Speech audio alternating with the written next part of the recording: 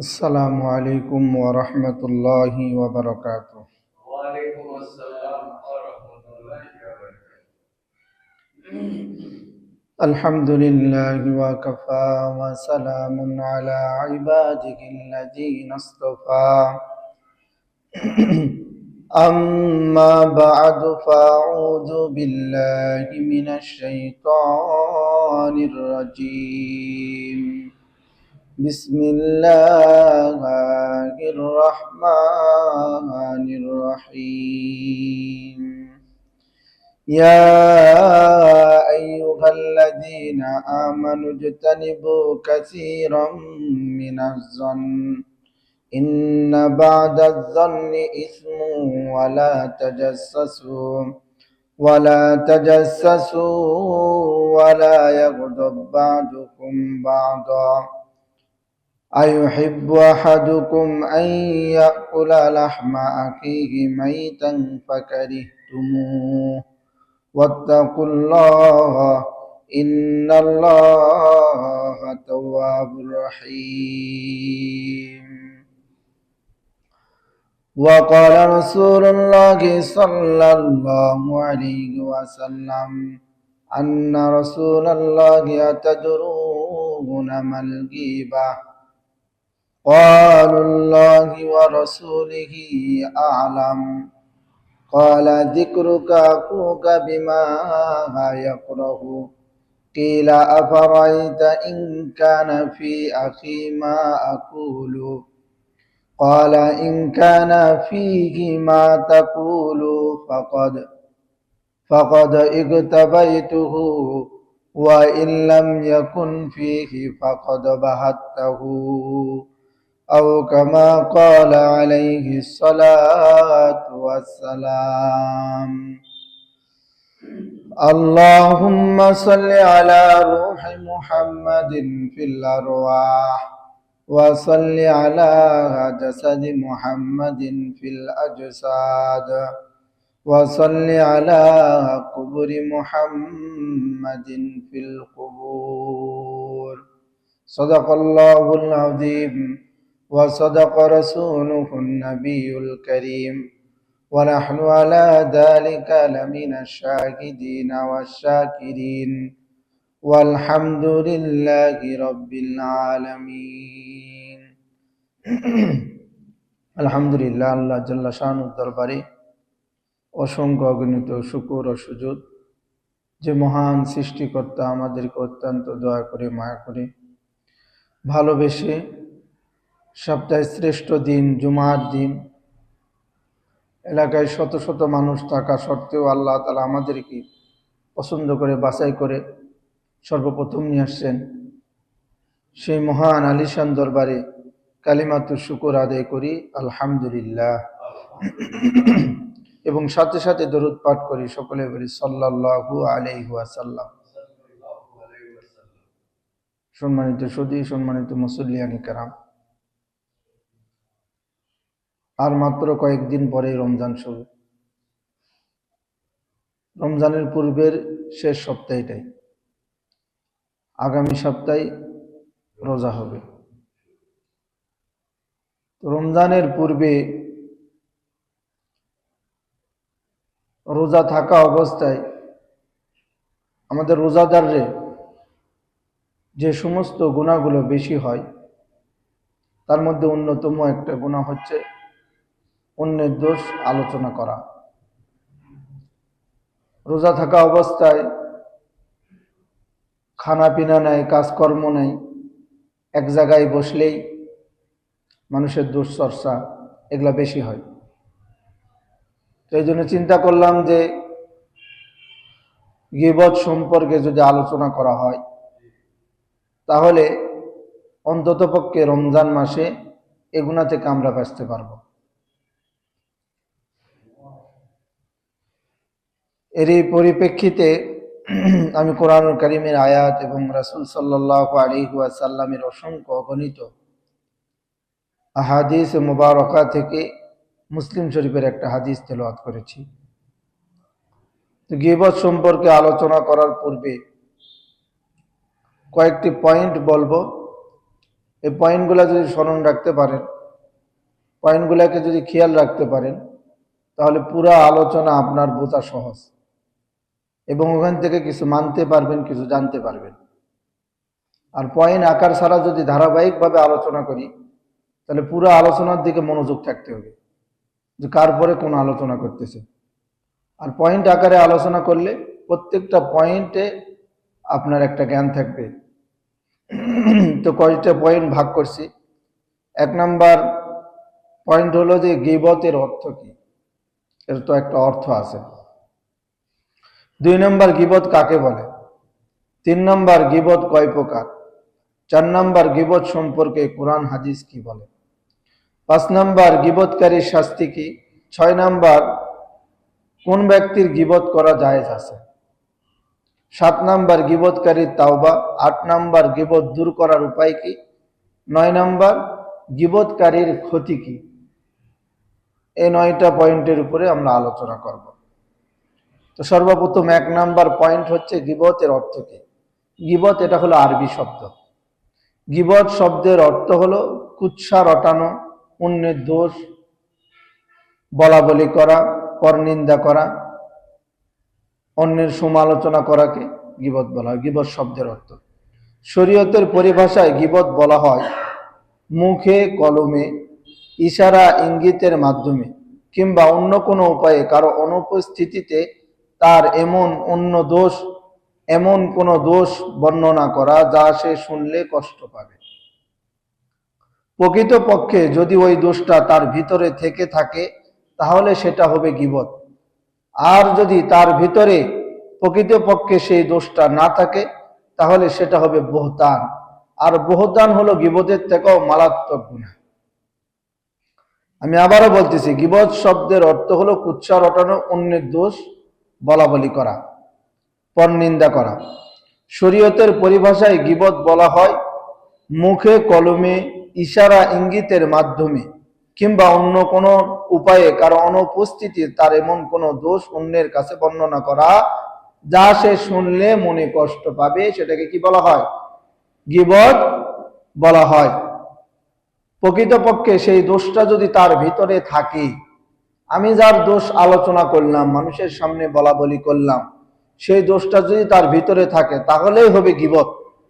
আর সেই দোষটা যদি তার ভিতরে না থাকে তাহলে হবে বহতান, অপবাদ যেটাকে আমরা বলি, সেটাকে বলে আরবিতে বলা হয় বহতান। বহতান যেটা গীবত থেকেও মারাত্মক, অনেক বড় গুনাহ।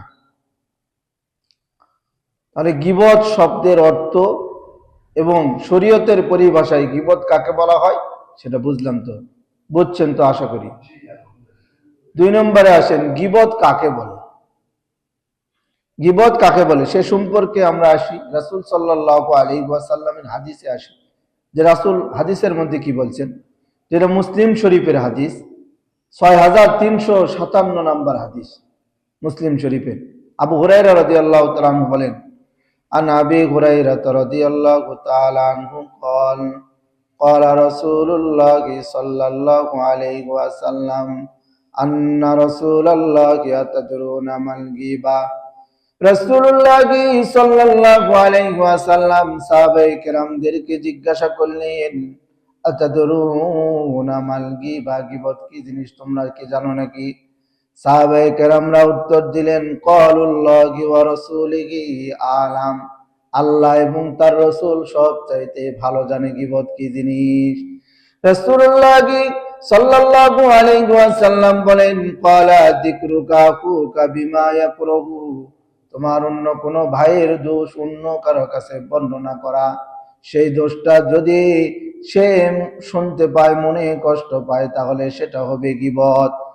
কিলা ফারাইতা ইন কানা ফি আখি মা আকুলু, সাহাবায়ে কেরাম রাদিয়াল্লাহু তাআলা আনহুম রাসূলুল্লাহ সাল্লাল্লাহু আলাইহি ওয়াসাল্লামকে জিজ্ঞাসা করলেন, ইয়া রাসূলুল্লাহ, ইয়া হাবিবাল্লাহ, আমরা যার দোষটা বলা বলি করলাম তার ভিতরে যদি সেই দোষটা থাকে তাহলে কি হবে?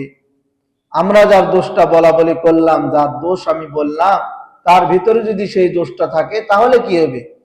রাসূলুল্লাহ সাল্লাল্লাহু আলাইহি ওয়াসাল্লাম বলেন, قال إن كان فيه ما تقول فقد اكتبيته, যদি তার ভিতরে দোষটা প্রকৃতপক্ষে থেকে থাকে তাহলে হবে গীবত। ওয়া ইল্লাম ইয়াকুন ফিহি ফাকাদ বাহাত্তাহু, রাসূল বলেন যদি প্রকৃতপক্ষে তার ভিতরে ওই দোষটা না থাকে, তুমি যেই দোষটা অন্যের দোষ বলা বলি করলা, ওই দোষটা যদি তার ভিতরে না থাকে তাহলে হবে বহতান, অপবাদ। যদি সেই দোষটা তার ভিতরে না থাকে তাহলে কি হবে? বহতান, অপবাদ। অপবাদ এত বড় মারাত্মক গুনাহ, স্বয়ং রাসূল সাল্লাল্লাহু আলাইহি ওয়াসাল্লামের স্ত্রী আম্মা জান আয়েশা রাদিয়াল্লাহু তাআলা আনহাকে অপবাদ দেওয়া হয়েছে। তাহলে আমি আপনি কে? স্বয়ং রাসূলের স্ত্রী আম্মা জান আয়েশা রাদিয়াল্লাহু তাআলা আনহাকে কি দিছে? মিথ্যা অপবাদ দিছে। আল্লাহ তাআলা কোরআনের আয়াত নাজিল করা আম্মা জান আয়েশা রাদিয়াল্লাহু তাআলা আনহার পবিত্রতা বর্ণনা করছেন। তাহলে আমার আপনার যদি কেউ অপবাদ দেয়, বহতান করে, মানে গীবত করে, তাহলে আমি আপনি কে?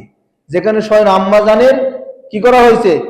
অপবাদ দেওয়া হয়েছে আম্মা জানকে, তাহলে আমাকে আপনাকে অপবাদ দিবে না এমন কিছু না। আর রাসূল সর্বপ্রথম জিজ্ঞাসা করলেন যে তো গীবত কি তোমরা কি জানো?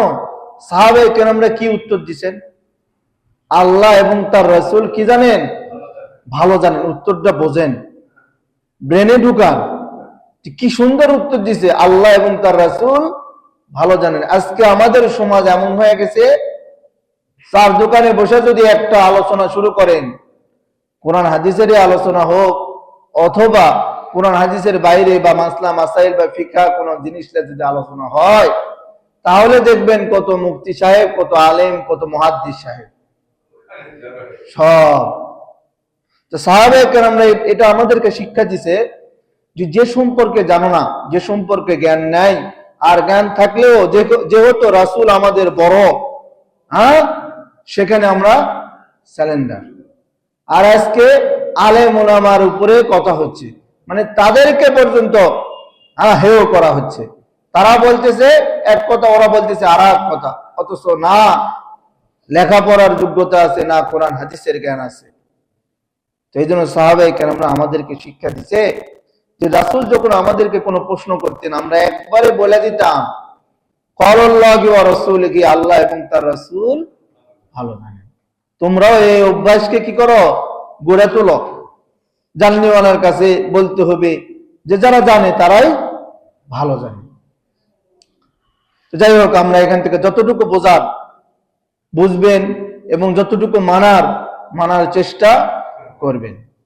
তো 3 নম্বরে আসেন, গীবত কয় প্রকার এবং গীবত কোন কারণে হয়? গীবত হয় রাগের কারণে। একজন আরেকজনের প্রতি যদি রাগ গোসা থাকে তাহলে গীবত হয়। অহংকারের কারণে গীবত হয়, হিংসার কারণে গীবত হয়, সম্মানের কারণে গীবত হয়, আবার অভ্যাসের কারণে গীবত হয়। দেখবেন কিছু কিছু মানুষের মধ্যে এমন স্বভাব আছে, ওটাতে সে অভ্যাসে পরিণত করে ফেলছে, গীবতটা তার অভ্যাসে পরিণত করে ফেলছে। আমি কথা বলি যে কিছু কিছু মানুষ সমাজের মধ্যে দেখবেন, কিছু কিছু মহিলারা আছে, স্বামীর কষ্টের উপার্জিত টাকা দিয়া খায় আর সারা দিন গীবত করা বেড়ায়। মানে এটা হলো পুরুষদের যেরকম কোন পুরুষের কাজ আছে, সে চাকরি করে, কোন পুরুষের কাজ আছে ব্যবসা বাণিজ্য করে, যেই কাজ করে, এটা হলো একটা পুরুষের কর্ম। তো কিছু কিছু মহিলার কর্ম আছে, ওর কাজই হলো গীবত শেখায়ত নিয়ে পড়ে থাকা। এটা হলো অভ্যাসে পরিণত করে ফেলছে, রক্তের সাথে সে মিশা ফেলছে। সহজে এটা দূর হবে না, তবে দূর করতে চাইলেই দূর হবে ইনশাল্লাহ। শোনেন কিভাবে গীবত দূর করবেন, ইনশাল্লাহ সামনে বলবো। তো গীবত মোট 4 প্রকার। 1 নম্বর হলো শারীরিক দোষ ত্রুটির কারণে গীবত হয়। শারীরিক কিছু দোষ ত্রুটির কারণে মানুষকে বিভিন্ন ধরনের কথা বলা বলি করে। 2 নম্বর পোশাক পরিচ্ছদের কারণে গীবত হয়। 3 নম্বর জাত বংশ খানদানের কারণে গীবত হয়। 4 নম্বর বদ অভ্যাস থাকার কারণে কি হয়? গীবত হয়।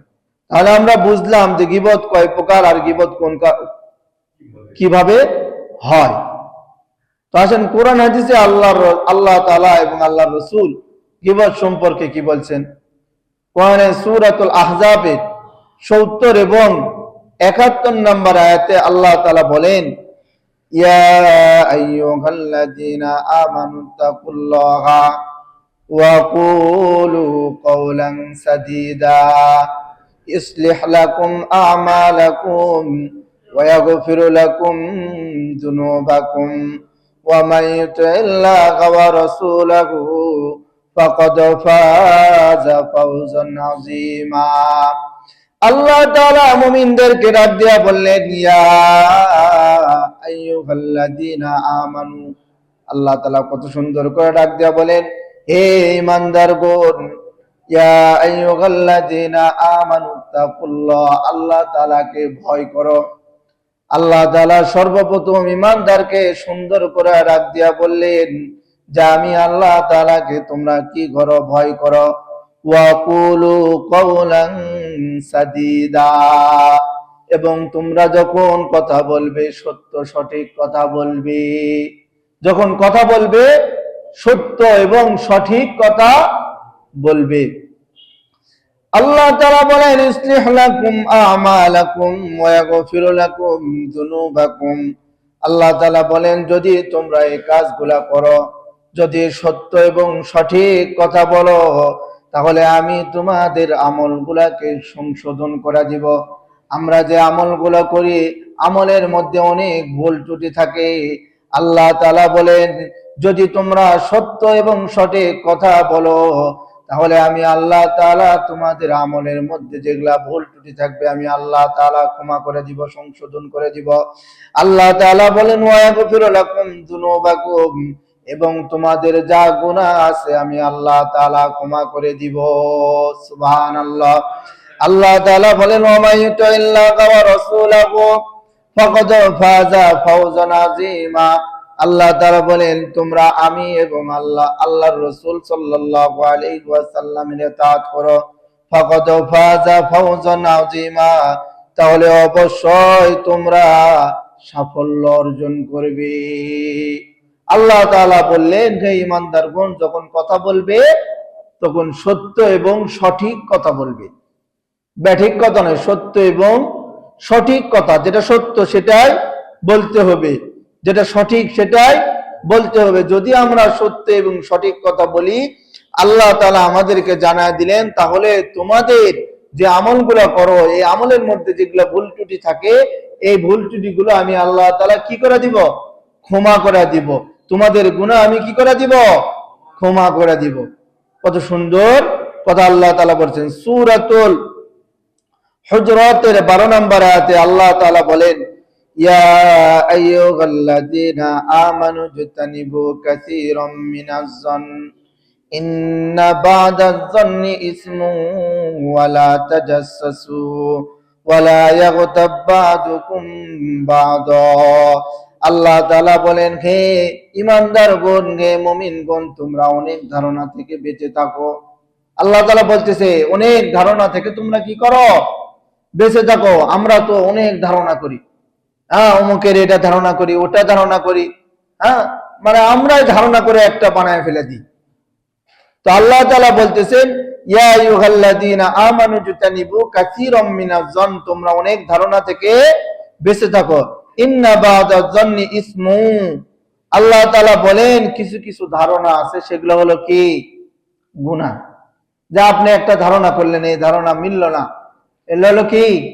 গুনাহ। আল্লাহ তাআলাই বলে দিতেছে, ইন্না বা'দাজ জন্নি ইসমু, কিছু কিছু ধারণা আছে যেগুলো হলো গুনাহ। ওয়ালা তাজাসসু, এবং অন্যের দোষ কি করিও না? তালাশ করিও না। নিজের দোষ নিজে তালাশ করো, অন্যের দোষ তালাশ করিও না। আল্লাহ তাআলা বলে দিচ্ছেন, ওয়ালা তাজাসসু, যে তোমরা কি করিও না? অন্যের দোষ খুঁটলা বের করার চেষ্টা করিও না। তুমি নিজের গায়ে তুমি খুঁটলাও, দেখো তোমার কতগুলো দোষ আছে, তুমি বের করো। তুমি বের করার পরে চিন্তা করো, আমার এই দোষগুলোকে আমার ভিতর থেকে বের করতে হবে, আমাকে পরিশুদ্ধ হতে হবে। আমি কেন অন্যের দোষ খুঁটলায় বের করবো? সমাজে এমন মানুষ আছে, শুধু আমাদের এখানে নয়, পুরা বাংলাদেশের মধ্যেই, প্রত্যেকটা গ্রামে বলেন, প্রত্যেকটা শহরে বলেন, মানুষ এমন আছে খুঁটলায় দোষ বের করার চেষ্টা করে। আল্লাহ তাআলা বলতেছেন ওয়ালা তাজাসসু, তোমরা অন্যের দোষ কি করিও না, তালাশ করিও না। আল্লাহ তাআলা বলেন ওয়ালা ইয়াগতাব বা'দুকুম বা'দ, এবং তোমরা অন্যের কি করিও না, গীবত শিকায়েত করিও না। আল্লাহ তাআলা বলতেছে আইয়ুহিব্বু আহাদুকুম আইয়াকুলা লাহমা আখিহি মাইতান ফাকারিহতুমু, তোমরা কি পছন্দ করো তোমাদের ভাইয়ের গোশত ভক্ষণ করা? আল্লাহ তাআলা আমাদেরকে প্রশ্ন করতেছে, তোমরা কি পছন্দ করো যে তোমার ভাইয়ের গোশত, মানুষের গোশত ভক্ষণ করা তোমরা পছন্দ করো? আল্লাহ তাআলা বলছে ফাকারিহতুমু, হ্যাঁ তোমরা তো এটা পছন্দ করো না। আল্লাহ প্রশ্ন করে আল্লাহ তাআলাই উত্তর দিতেছে যে তোমরা তো অন্য ভাইয়ের গোশতকে খাওয়াকে কি করো না, পছন্দ করিও না, করো না। ওয়াত্তাকুল্লাহ, আল্লাহ তাআলা বলতেছে আমি আল্লাহ তাআলাকে কি করো, ভয় করো। ইন্নাল্লাহা তাওয়াবুর রহিম, এবং আল্লাহ তাআলা তাওবা কবুলকারী। আল্লাহ তাআলা তাওবা কবুলকারী। তোমরা আল্লাহ তাআলার কাছে কি করো, তাওবা করো, আল্লাহ তাআলা তোমাদের গুনাহকে ক্ষমা করে দিবে। তাহলে এখানে আমি কি বললাম, সর্বপ্রথম আল্লাহ তাআলা আমাদেরকে নির্দেশ দিলেন যে তোমরা কি করিও না, ধারণা করিও না। কিছু কিছু ধারণা আছে যেগুলা গুনাহ, তোমরা ধারণা করিও না। আল্লাহ তাআলা পরবর্তীতে বলতেছে ওয়ালা তাজাসসু, এবং তোমরা অন্যের দোষ তালাশ করিও না। আবার আল্লাহ তাআলা বলতেছেন যে তোমরা অন্যের গীবত শিকায়েত করিও না। তারপরে আল্লাহ তাআলা বলতেছেন যে গীবত শিকায়েত করলে তুমি তোমার নিজের ভাইয়ের গোশত ভক্ষণ করা যেরকম গীবত করাও ঠিক সেই রকম কি গুনাহ। আবার আল্লাহ তাআলা বলতেছে আমি আল্লাহ তাআলাকে ভয় করো, আমি আল্লাহ তাআলা তাওবা কবুলকারী। তার মানে এই গুনাহগুলো যদি আমাদের থেকে হয়ে যায় তাহলে আল্লাহ তাআলার কাছে কি করতে হবে, আমাদেরকে খাঁটি দিলে কি করতে হবে, তাওবা করতে হবে। এবং আল্লাহ তাআলা সূরাতুল ইয়াসিনের 65 নম্বর আয়াতে আল্লাহ তাআলা বলেন আল ইয়াউমা নাখতিমু আলা আফওয়াহিহিম ওয়া তুকাল্লিমুনা আইদিহিম ওয়া তাশহাদু আরজুলুহুম বিমা কানু ইয়াকসিবুন। কিয়ামতের দিন, কঠিন মুসিবতের দিন, আল্লাহ তাআলা বান্দার জবানকে বন্ধ করে দিবে। জবানকে কি করে দিবে, বন্ধ করে দিবে। কেন বন্ধ করে দিবে? কিয়ামতের দিন আল্লাহ তাআলা মানুষের জবানকে কেন বন্ধ করে দিবে? মানুষ দেখবেন দুনিয়াতে থাকা অবস্থায় এত চিটার বাটপারি, মিথ্যা কথা, অসৎ পথে চলা, মিথ্যা বাটপারি করতে করতে এমন পরিস্থিতি হয়ে গেছে, কিয়ামতের দিন আল্লাহ তাআলার সামনে দাঁড়ায় আল্লাহ তাআলা বলবে তুমি কি এই গুনাহগুলো করছো? সে ডাইরেক্টলি বলবে আমি করি নাই। তখন আল্লাহ তাআলা যখন ফেরেশতাকে জিজ্ঞাসা করবে যে তোমার ফেরেশতা তো তোমার সঙ্গে যে কিরামান কাতিবিন ছিল তারা লেখছে, তখন বলবে যে ফেরেশতারা ভুল লেখছে। জমিনকে জিজ্ঞাসা করবে তুমি যে জমিনের উপর যারা গুনাহ করছিলা ওই জমিনকে বলবে, তখন ও বলবে জমিন আমার বিরুদ্ধে মিথ্যা সাক্ষী দিচ্ছে। যখন একের পর এক আল্লাহ তাআলার সঙ্গে দুনিয়াতে চিটার বাটপারি করতে করতে, ধোঁকা করতে করতে এমন রক্তের সাথে মিশে গেছে, খুদ আল্লাহ তাআলার সঙ্গে সে চিটারি করবে আর বাটপারি করবে। তখন আল্লাহ তাআলা কি করবে, এই যে সূরাতুল ইয়াসিনের 65 নম্বর আয়াত যেটা আমি তেলাওয়াত করে আপনাদেরকে বললাম আল ইয়াউমা নাখতিমু আলা আফওয়াহিহিম ওয়া তুকাল্লিমুনা আইদিহিম ওয়া তাশহাদু আরজুলুহুম বিমা কানু ইয়াকসিবুন। আল্লাহ তাআলা সেই দিন জবানে মোহর লাগায় দিবে, হাজার চিল্লালেও আওয়াজ বের হবে না। সেই দিন হাত আল্লাহ তাআলার সঙ্গে কথা বলবে, এই হাত দিয়ে কি অন্যায় করছে, আমরা যা অন্যায় করছি। পা সেদিন আল্লাহ তাআলার সঙ্গে কথা বলবে, এই পা দিয়ে আমরা কি অন্যায় করছি।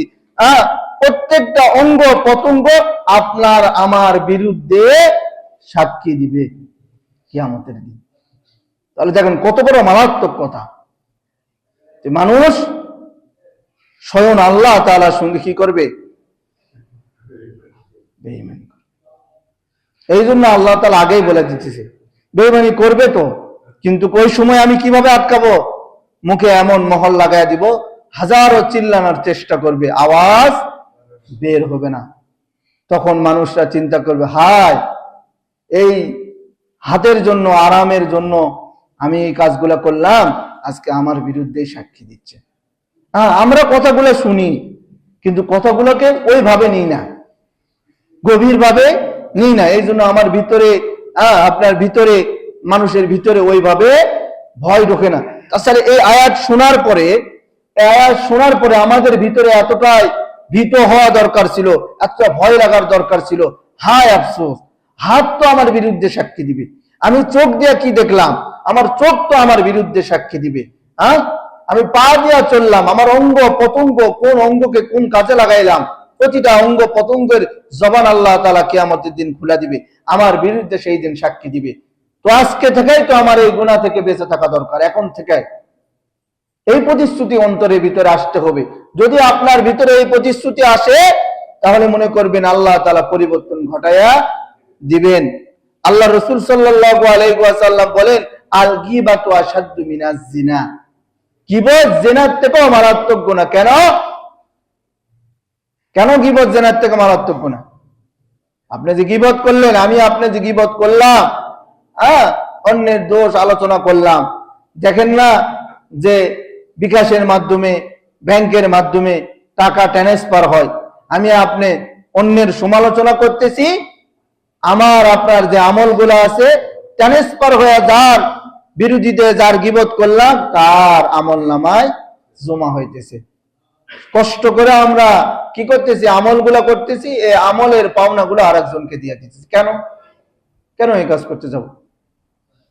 এজন্য রাসূল বলেন গীবত মারাত্মক গুনাহ। জিনার জন্য যে আপনি কি করবেন, আল্লাহ তাআলার কাছে যদি তাকাতি দিলে তাওবা করতে পারেন, আল্লাহ তাআলা মাফ করে দিবে।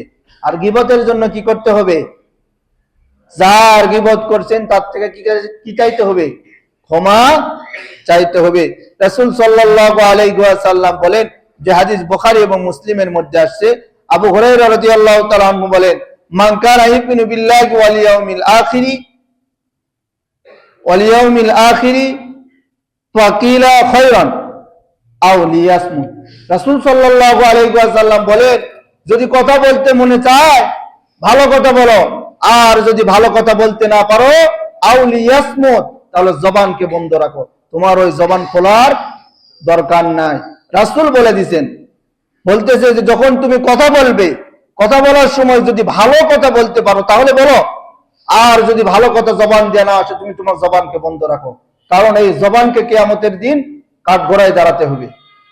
রাসূল সাল্লাল্লাহু আলাইহি ওয়াসাল্লাম বলেন যে আমি 5 নম্বরে গীবতকারীর শাস্তি কি, আসেন গীবতকারীর শাস্তি কি, যেটা আমি মেরাজের যখন আলোচনা করছিলাম, মেরাজের আলোচনার মধ্যে আমি বলছিলাম যে রাসূল সাল্লাল্লাহু আলাইহি ওয়াসাল্লাম মেরাজের রাত্রিতে যখন কিছু মানুষকে অতিক্রম করলেন, দেখলেন যে তাদের নখগুলো, আমাদের যে নখগুলো আছে এই নখগুলো হলো তামার নখ, ওরা ওই তামার নখ দেয়া তাদের শরীরের মধ্যে আশ্রাইতেছে, তাদের চেহারার মধ্যে গোশতগুলো খসে ফেলতেছে। রাসূল দেখছে, এটা কি মিথ্যা? মিথ্যা না। তো রাসূল দেখতেছে তারা নিজের চেহারা থেকে গোশতগুলো খসে ফেলতেছে, তারা শরীর থেকে তাদের গোশতগুলো খসে ফেলতেছে। রাসূল জিবরাইল আমিনকে জিজ্ঞাসা করলেন, জিবরাইল, তাদের এমন কি দোষ, তারা এমন কি অপরাধ করছে যে অপরাধের কারণে তারা নিজের আঙ্গুল দিয়া তারা তাদের শরীরের গোশতগুলোকে খসে ফেলতেছে? তো জিবরাইল আমিন বললেন, ইয়া রাসূলুল্লাহ, এরা দুনিয়াতে থাকা অবস্থায় মানুষের সমালোচনা করত, মানুষের গীবত শেখায়ত করত, এই জন্য তাদের এই শাস্তি কিয়ামত পর্যন্ত হতেই থাকবে। 2 নম্বরে আসেন তাদের শাস্তি কি, রাসূল সাল্লাল্লাহু আলাইহি ওয়াসাল্লামকে, রাসূল সাল্লাল্লাহু আলাইহি ওয়াসাল্লামের সামনে 2 জন মহিলাকে উপস্থিত করা হয়েছে রমজান মাসে। রমজান মাসে 2 জন মহিলাকে উপস্থিত করা হয়েছে।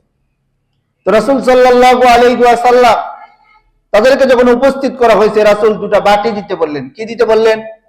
2টা বাটি দিতে বললেন। রমজান মাসে কেন বাটি দিতে বললেন রাসূল? সাহাবায়ে কেরামরা বলে যে রাসূল রমজান মাসে কেন এই 2 মহিলাকে বাটি দিতে বললেন? বাটি দেওয়ার পরে রাসূল যখন দিতে বললেন, বললেন যে তোমরা বমি করো, তোমরা বমি করো।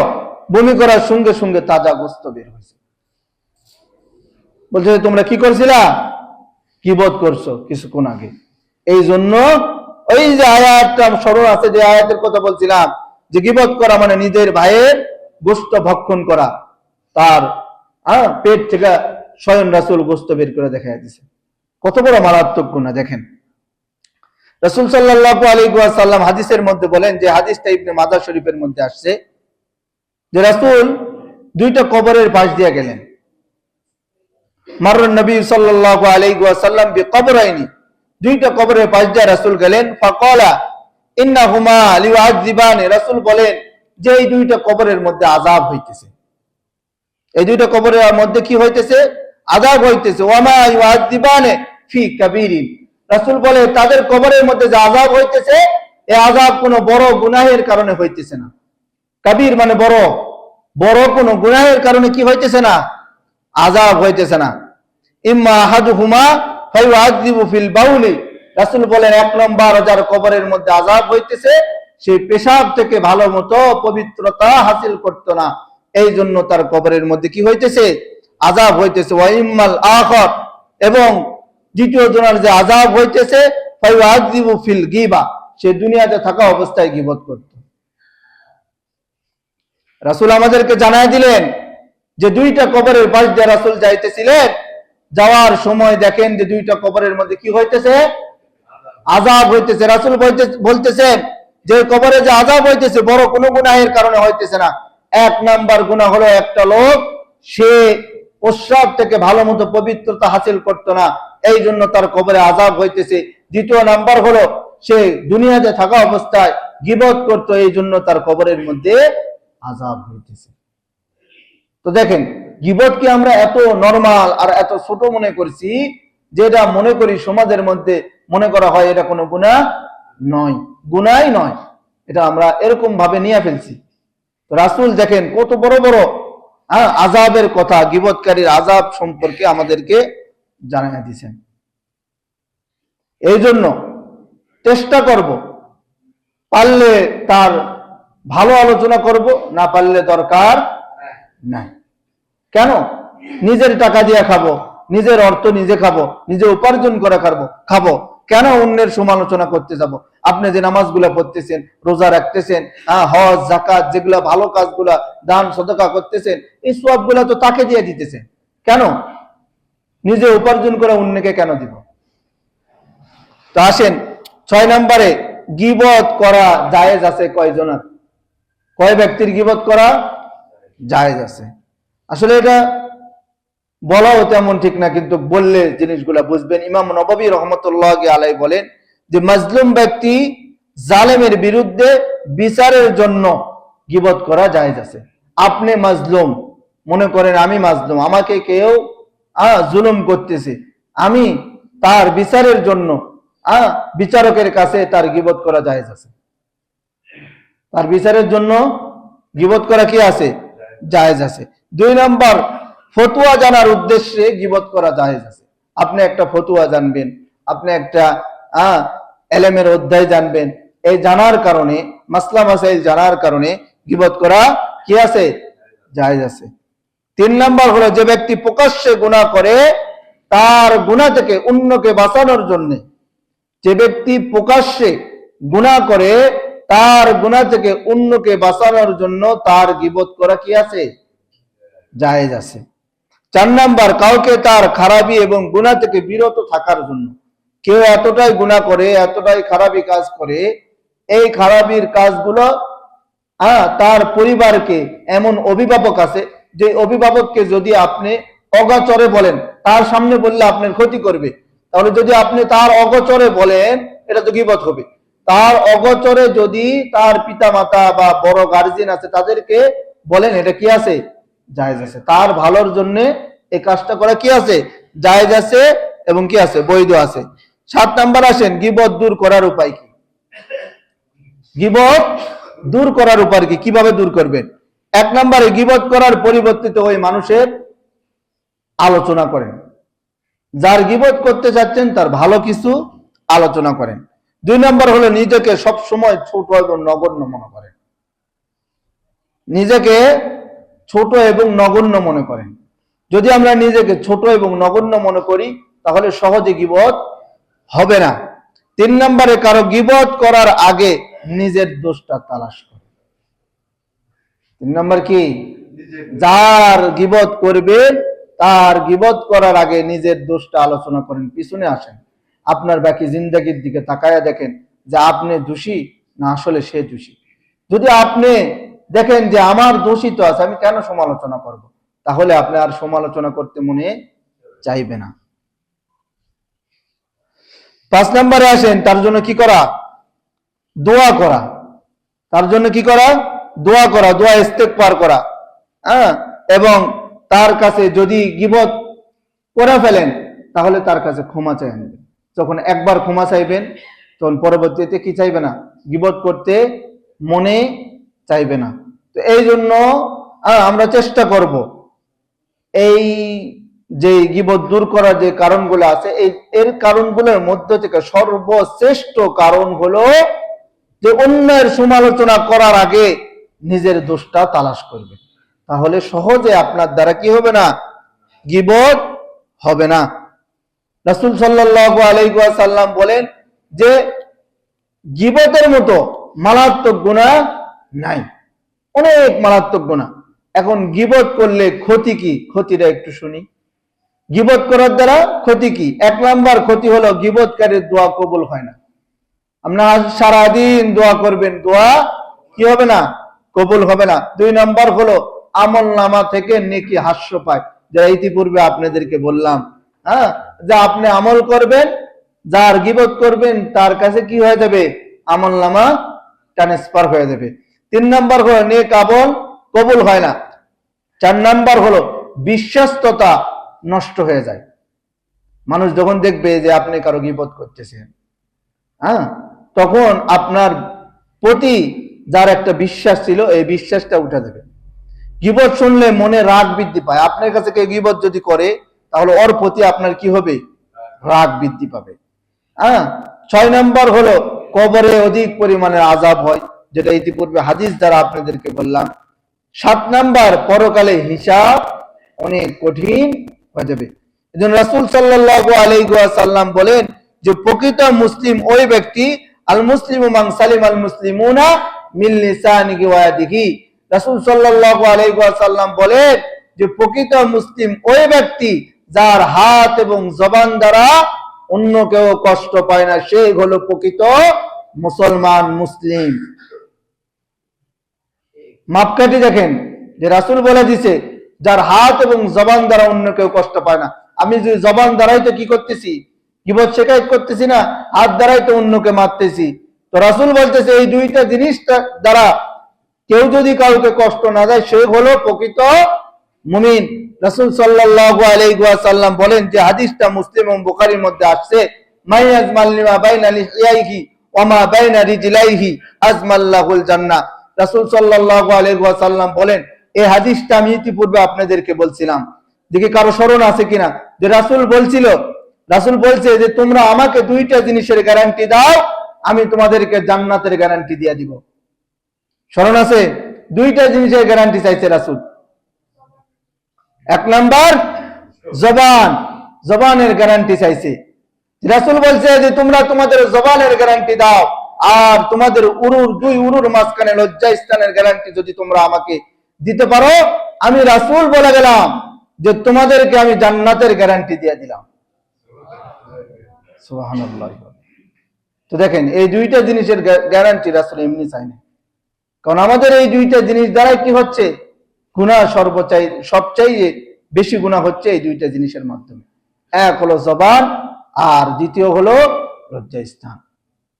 এই জন্য ভাই আমি ইতিপূর্বেও বলছি যে জবানে কিছু বলার আগে 1000 বার চিন্তা করবেন। আমি যে জবান দিয়ে একটা কথা বের করলাম, আমি যে কথাটা বললাম, আমার কথার কারণে সে কি আঘাত পেল কিনা। আপনি যত নম্রতা, যত ভদ্রতা দেখাবেন, যত উদারতা দেখাবেন, মানুষ ততটাই আপনার প্রতি হালবে, ততটাই আপনার প্রতি কি করবে, ঝুঁকা যাবে। আর যতটা আপনি কঠোরতা দেখাবেন, শক্ত মেজাজে কথাগুলো বলবেন, যদিও কথাগুলো নরমাল বলেন কিন্তু কথাগুলো লাগতেছে কোথায়, কলিজায়, তখন মানুষ আপনার দিকে ঝুঁকবে না, আপনার দিকে ভ্রুক্ষেপও করবে না, আপনি সম্মানও করবে না। কিন্তু আপনি যদি নরম ভদ্র হন তো মানুষ চতুর্দিক দিয়ে আপনার সম্মান করবে এবং আপনার কথা বলা বলি করবে। তো আমরা তো চাই আমাদের সম্মানের জন্য, সম্মানের জন্য তো এত কিছু করতেছি, সম্মান, সুখে থাকা, ভালো থাকার জন্য তো এত কিছু।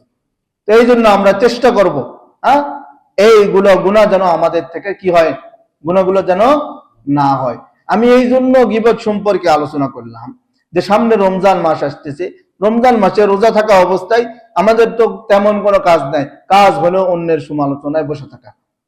এই জন্য যাতে করে রমজান মাসটা ভালোভাবে কাটে, রমজানের রোজার সওয়াবটা যেন আপনার আমল নামায় লেখা হয়, এই জন্য আমি এই গীবত সম্পর্কে 9টা পয়েন্টে আমি আলোচনা করলাম, যাতে করে গীবত সম্পর্কে আপনাদের এক কিঞ্চিত পরিমাণ হলেও যেন ধারণা আসে।